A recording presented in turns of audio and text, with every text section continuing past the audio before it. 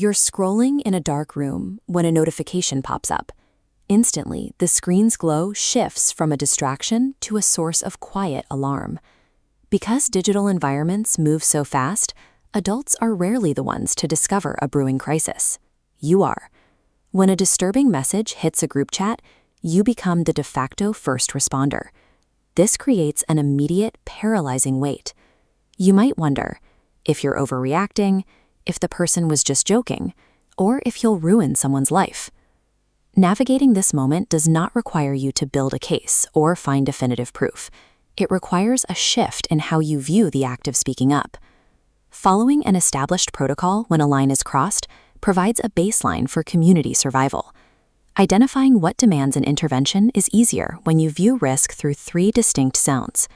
Reporting becomes necessary the moment a situation places a person, the school, or the community in danger. Physical and community threats include mentions of weapons or specific plans for violence.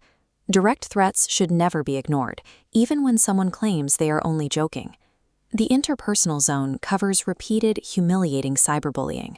It also includes critical warning signs of a peer in extreme distress, talking about self-harm, or admitting they no longer feel safe. Finally, digital infrastructure threats involve dangers like suspicious links, inappropriate images, or unknown USB devices that could compromise school networks. While these 3 categories look different, they all cross a specific risk threshold where adult intervention is the only way to prevent a situation from escalating. When you see a threat, your first instinct might be to dig for more proof or to share the shock with your friends. This is why the first protocol is do not investigate. You do not need to confirm a threat is serious before you raise a flag. That is the job of trained professionals. The second protocol is do not share.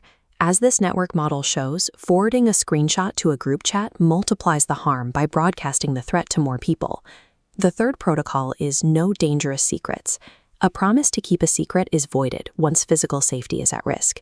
By refusing to investigate or share the evidence, you protect its integrity and shield the victim from further damage. To take action, safely save the message or take a screenshot. Do this without alerting the broader network. Then hand that evidence to an authorized adult.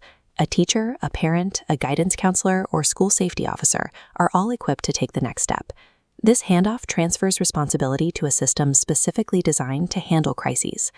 The primary barrier to acting is often the fear that reporting is just a way to get someone in trouble.